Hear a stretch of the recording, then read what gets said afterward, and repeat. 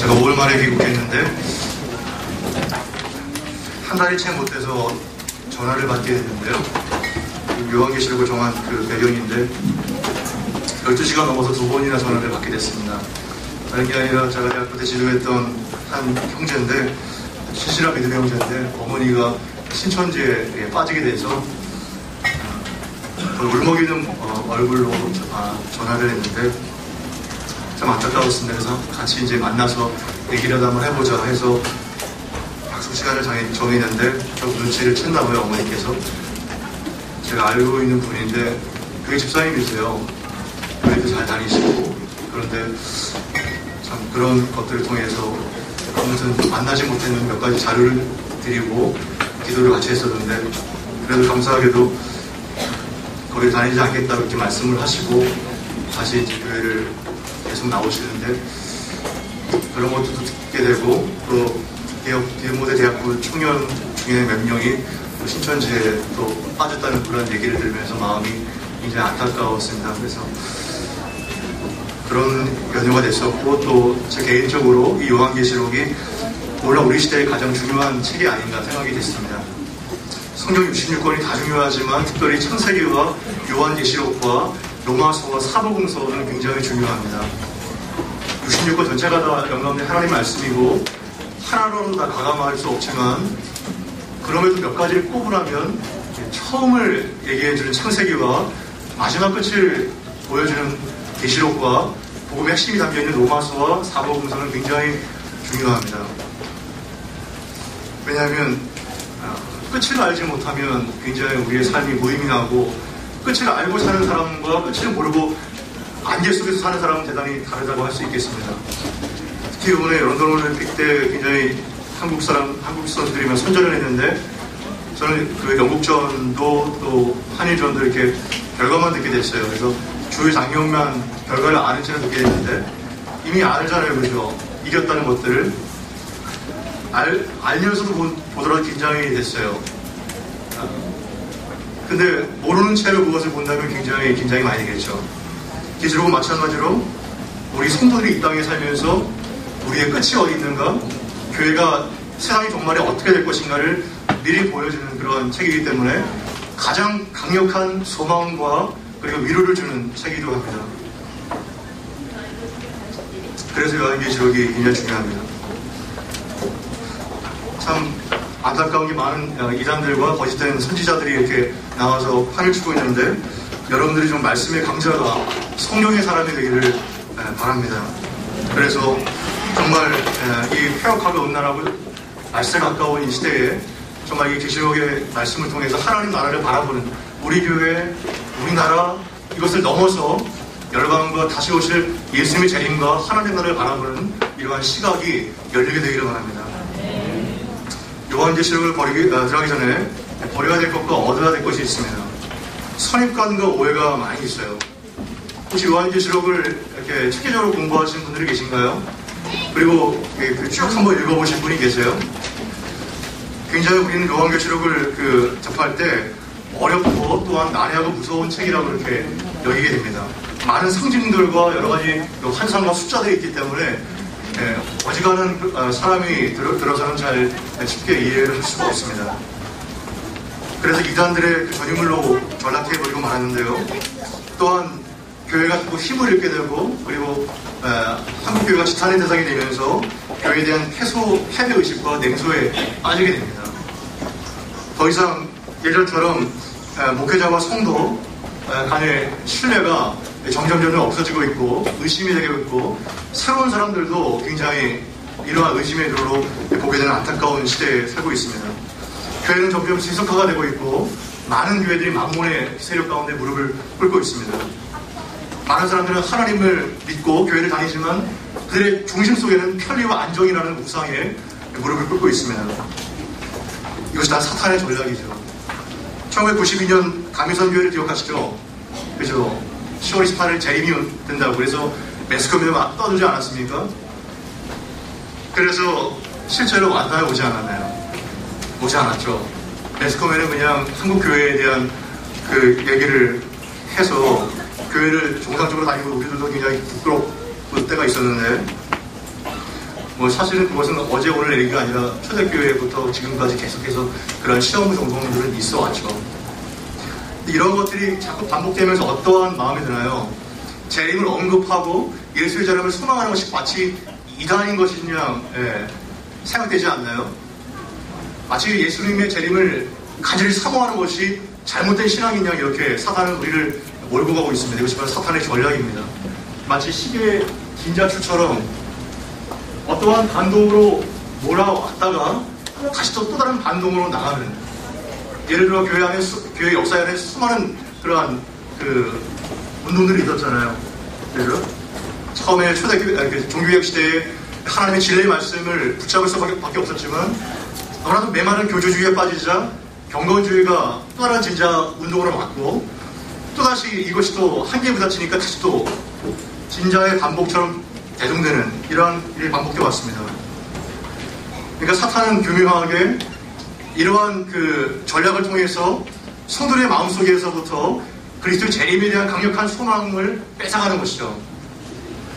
그리고 이 계시록의 말씀을 읽는 자와 듣는 자와 지키는 자가 복되다고 했는데 이것을 무시해버림으로써 교회 안에서도 전통적인 교회들은 로마 카톨릭의 영향 때문에 로마 카톨릭은 이 계시록을 굉장히 우민화 정책으로 썼거든요. 그래서 그에 따른 반동으로 칼빈도 요한계시록을 빼놓고 전체 주격을 쓰지 않았습니까? 그러면서 계시록이 상당히 등한시되고 입혀지지 않기 때문에 이단들이 이 계시록을 통해서 어떠한 숫자와 짜맞추기 식으로 반복하면 어지간한 사람들도 답변을 하지 못해요. 이것이 또 안타까운 것이죠. 사탄의 전략이죠. 그래서 이러한 선입관과 오해, 사람이 알지 못하기 때문에 두려운 것이지 알면 두려울 것이 없습니다. 그래서 정말 짧은 시간이나마 정말 중요하기 때문에 이 시대에 가장 필요한 책이기 때문에 이러한 강의를 준비하게 되었습니다. 여러분들이 이 강의를 통해서 세 가지를 얻기를 바랍니다. 첫째는 예수 재림에 대한 소망입니다. 성경에는 반드시 속히 될 일이라고 이렇게 기록하고 있습니다. 요한계시록 1장 1절에 보면 제가 중간중간 성경을 여러 번 찾겠습니다. 예수 그리스도 계시라. 누구의 계시죠? 요한계시록은 예수 그리스도의 계십니다. 예수 그리스도가 어떠한 분이시고 다시 오실 예수님을 소망케 만드는 그런 예수 그리스도의 계십니다. 노스트라다무스처럼 어떤 미래를 짜맞추는 맞추는 그런 점쟁이 시기의 것이 아니라 하나님의 정확한 말씀이 예수님을 통해 적용되는 그리스도의 계십니다. 그리고 하나님의 그에게 주사 반드시 속히 될 일을 그 종들에게 보이시려고 천사들이 요한을 통해서 계시하는 것이 바로 요한계시록입니다. 그래서 요한계시록에 나타난 일들과 재림은 여러분들이 원하지건 원하지 않던, 여러분들이 인정하건 인정하지 않던 반드시 속히 될 것이라고 말하고 있습니다. 세상의 그리스도의 재림을 비난하고 비난하지 않던, 인정하고 인정하지 않건 간에 그리스도의 재림은 반드시 이루어져야 될 것입니다. 아멘? 아멘. 신약성경에 250번이나 반복되고 있어요. 율법의 1.1획이라도 떨어지지 않는다고 말씀하였는데 한 번이라도 기록해다로 이루어지게 될 텐데 250번이나 되는 엄청난 재림에 대한 말씀들이 성경에 나오고 있는 것입니다. 반드시 속히 되지 않을 수가 없죠. 그래서 예수님의 재림과 건강한 신앙은 서로 연결되어 있습니다. 하나님의 심판과 그리스도의 재림이 불신자와 또한 촉정이들에게는 굉장히 두려운 일입니다. 그리스도의 재림을 말하지 않습니다.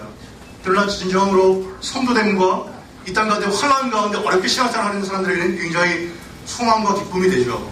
참된 성도인 것이 재림이 기쁨과 소망의 때가 되는 것입니다. 두 번째는 거룩한 신부로서의 준비입니다. 우리는 거룩한 신부가 되어야 됩니다. 정말 몇 번을 강조해도 지나침이 없습니다. 정말 말씀대로 살지 못하고 다른 행실로 삶을 살아가지 못하기 때문에 정말 교회가 점점 힘을 잃고 경건의 능력을 잃게 되는 것입니다. 교회 역사를 볼 때 교회가 가장 강력하게 세상에게 충격을 줬던 것은 세상의 교회와 흡사해지는 것이 아니라 편리한 시설과 많은 사람들의 그 욕구에 맞춰서 교회가 마케팅 전략을 써서 교회가 세상 가운데 인정되는 것이 아니라 정말 세상과 구별되었을 때, 성별되었을 때 교회는 세상 가운데 충격을 주었고 영향을 영향력을 주게 되었습니다. 그러나 안타깝게도 현재의 교회는 이러한 거룩과 또한 바른 행실을 상실하고 정말 마치 음녀처럼 거룩한 신부의 그 모습을 상실하고 있습니다. 우리는 이러한 말씀의 계시를 통해서 거룩한 신부가 어떻게 준비되어야 될 것인가를 바라봐야 될 것입니다. 그래서 땅에 속한 자가 아니라 하늘에 속한 자로서 정말 좋은 나무는 좋은 열매를 맺을 수밖에 없는데 좋은 나무가 우리가 되어야 될 것입니다. 마지막으로 교회의 최후 승리에 대한 확신입니다. 많은 사람들의 마음속에 교회에 대한 그 냉소가 있습니다. 패배의식이 있습니다. 그래서 한국교회 전반적으로 이러한 패배의식이 깔려 있습니다. 그러나 예수님의 그 손에 7별과 7금천대 사이로 지나다니신 이로 묘사함으로써 교회의 주인이 바로 예수님이라고 말씀하고 있습니다. 그래서 우리는 최후의 승리에 대한 확신을 가지고 이 땅 가운데 살아가야 됩니다. 고린도전서 15장을 보십시오. 고린도전서 15장을 보겠습니다. 51절부터 58절까지.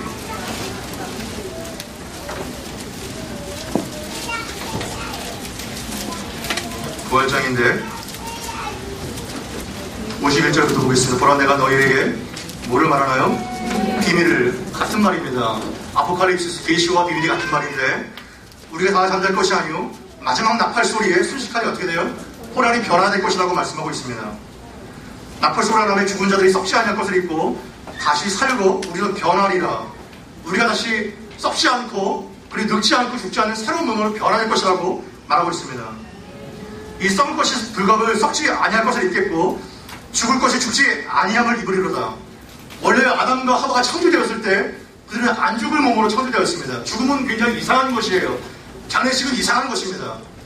그러나 그들이 하나님을 대적하고 배반함으로써 죽음이 사망이 이 사람 가운데 쳐들어오게 된 것입니다. 그러나 그리스도의 재림 이후에 이 썩을 것은 썩지 아니함을 입을 것이라고 주님은 말씀하고 있습니다. 이 썩을 것이 썩지 아니함을 입고 죽을 것이 죽지 아니함을 입을 때에는 사망이 이김에 삼킨바들이라고 기록된 말씀이 응하리라. 기록된 말씀이 성취될 것이라고 말씀하고 있습니다. 사망이 이김에 마치 큰 고래가 작은 물고기를 삼키는 것처럼 이김이 예수님의 승리가 사망을 삼켜버리겠다고 말씀하고 있는 것입니다. 그래서 사망아 너희 이기는 것이 어디 있느냐? 사망아 너희 쏘는 것이 어디 있느냐? 없다는 것이죠. 마지막 멸망받을 원수가 사망이라고 말씀하셨기 때문에 요한계시록 마지막에 보면 이 사망과 음부가 불못에 빠지게 됩니다. 그래서 56절에 사망이 쏘는 것은 죄요 죄의 권능은 율법이로다. 사단이 끊임없이 우리를 참수하고 우리를 고자질합니다. 그리고 율법보다는 은혜를 붙잡아야 되는데 많은 사람들이 이러한 참된 은혜를 누리지 못한 채 시달리고 있는 것입니다. 그러나 57절에 우리 주 예수 그리스도로 말미암아 우리에게 뭐를 주세요? 이김을 주시는 하나님께 감사한다고 말씀하고 있습니다. 마지막 승리를 우리는 바라보고 보장된 승리 가운데 우리는 살고 있는 것입니다. 어떻게 될 것인가, 이길 것인가, 질 것인가 이러한 막연한 불안 가운데 사는 것이 아니라 이 땅의 진실된 성도들은 우리에게 이김을 주시는 하나님께 감사하면서 살고 있는 것입니다. 그래서 사도는 마지막에 그러므로 내 사랑하는 형제들아 견고하며 흔들리지 말며 항상 주 일에 더 힘쓰는 자들이라. 왜냐하면 너희 수고가 주 안에서 헛되지 않을 것을 아니라고 사도 바울은 격려하고 있는 것입니다. 이런 승리에 대한 확신을 갖고 이 세상을 살아가게 되시기 바랍니다. 요한계시록에 쓰인 배경을 살펴보겠습니다. 요한계시록 요한 사도가 썼는데 AD 95년경에 도미티아 황제가 치세할 때 박모라는 섬에 유배가 되어서 사용되게 됐습니다. 도미티아 황제 때도 굉장히 내려 못지 않게 박해가 굉장히 치열했던 이러한 상황이었고 사도 요한이 마지막 생존자가 아닙니까? 이때만 해도 많은 열주지자가 다 죽었고 사도로서는 요한만 살게 되었습니다. 그런데 노령의 요한이 예수 그리스도를 증거하다가 하나님을 증거하다가 반모섬에 유배가 되어서 그 반모섬에서 주의 환상을 보게 된 것입니다.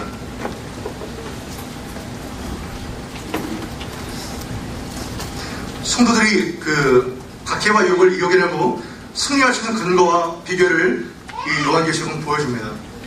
어떠한 박해와 악한 악조건 속에서 살 때도 요한계시록의 말씀을 받을 때 견딜 수 있는 힘이 생깁니다. 사람이 소망이 없으면 견딜 수 있는 힘이 생기지 않아요. 에너지원이 바로 그것입니다. 그러나 인간의 제한된 소망은 그것을 끝까지 줄 수 없습니다. 바로 예수 그리스도가 주시는 이러한 말씀에 대한 소망 때문에 우리 이 땅 가운데 살면서 소망을 가지고 살 수가 있는 것입니다.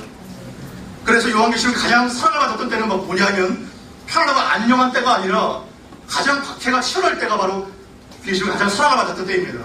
바로 로마의 그 박해와 그리고 일제치하 때가 가장 계시록이 사랑을 받았습니다. 여러분 그 평양 대국운동의 진원지였던 길선주 목사님 아시죠? 길선주 목사님 빼놓고는 한국교회사를 얘기할 수 없는데 그분은 그 박해와 그 무서운 그 일제치하 속에서 계시록을 10,000번 이상 읽었습니다. 여러분 이해가 되세요? 계시록을 10,000번 이상 읽었어요. 그래서 그 광란로 장로 시작대학에 가면 그 길선주 목사님이 또 그려놓으신 그 7교회에 대한 그 도회와 계시록에 대한 대우가 그 전시가 되어 있어요. 그토록 그 신앙의 선배들이 계시록을 통해서 그 핍박 가운데 하나님 나라를 바라볼 수 있는 능력을 얻게 된 것입니다. 그러나 세상이 편해지고 정말 먹고 살만해지게 되면 계시록에 대한 이러한 그 소망이 들지 않죠. 왜냐하면 그리스도의 재림을 사모하지 않죠. 지금이 좋기 때문에 그렇죠. 그래서 정말 슬픔 가운데, 억울함 가운데, 정말 믿음의 핍박 가운데 있는 사람들에게는 계시록이야말로 정말 위로와 은혜를 주는 이러한 책입니다.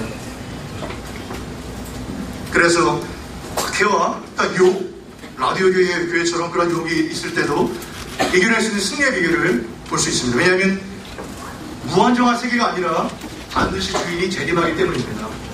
오시기 때문이죠. 그렇기 때문에 우리의 영혼이 깨어서 유혹을 이길 수가 있는 것입니다. 마지막으로 영적 분별력을 길러주어서 이단과 거짓된 가르침에 미혹이 되지 않도록 도와줍니다. 얼마나 많은 거짓 그리스도와 거짓 선지자를 만나요? 우리나라만 해도 자칭 메시아를 자칭하는 사람들이 60명이 넘는다고 합니다. 우리나라만이죠. 네? 그리고 많은 거짓 선지자들이 판을 치고 있지 않나요?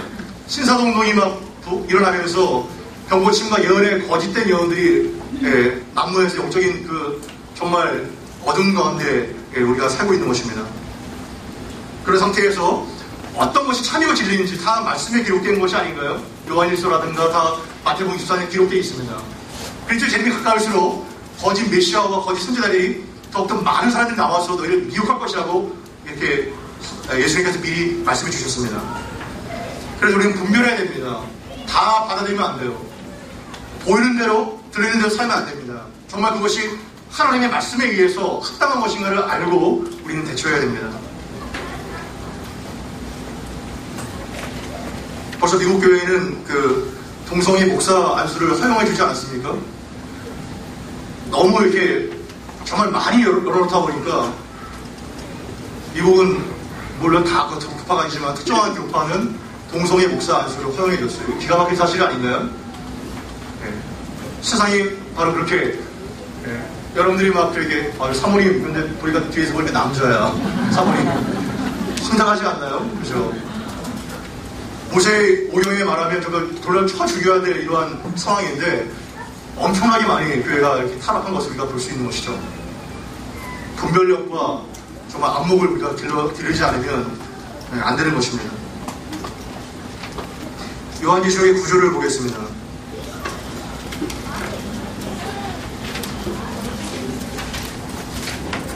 요한계시록의 구조는 대단히 논란이 많았고 복잡합니다. 상징과 여러 가지 그 난해한 것들이 많기 때문에 그러나 저는 성경은 성경으로 푼다는 그러한 그 개혁자들의 그 입장을 지지합니다. 그래서 성경 안에 나타나는 그 문구로 계시록의 말씀을 간단하고 단순하게 접근해 보려고 합니다.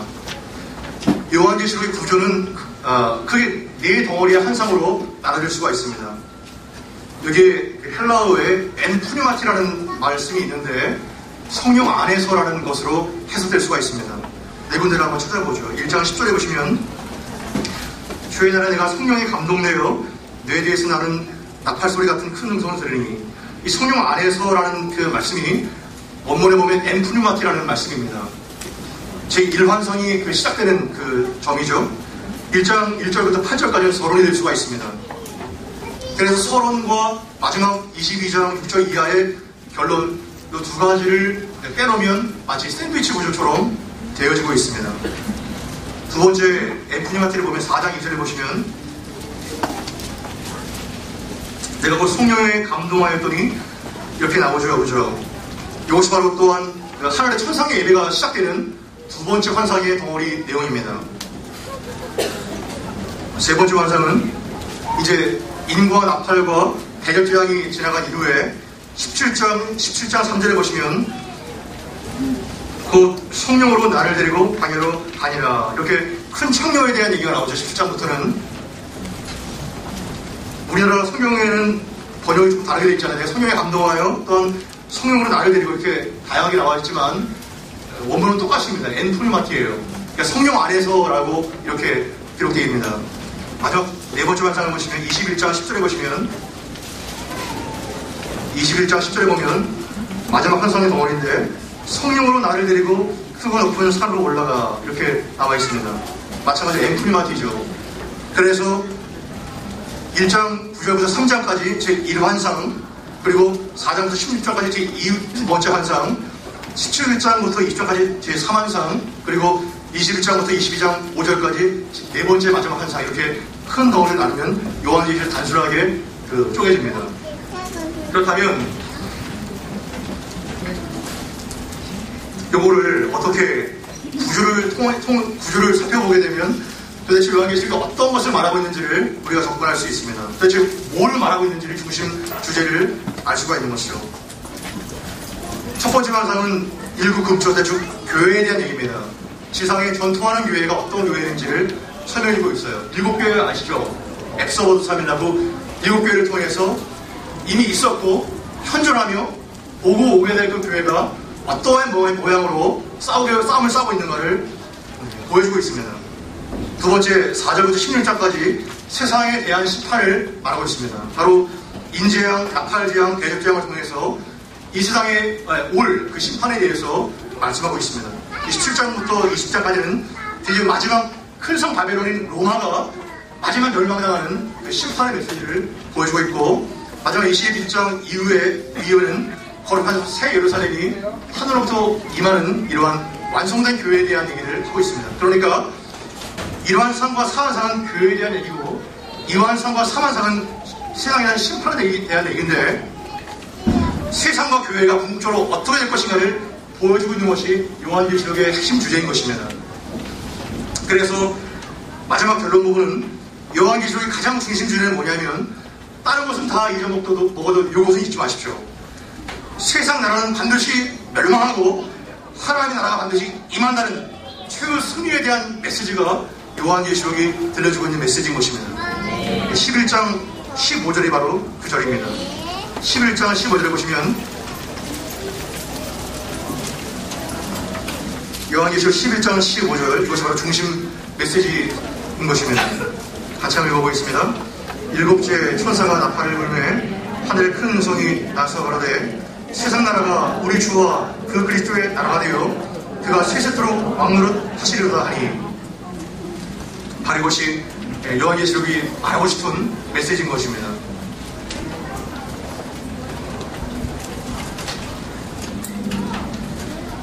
일장에 보시면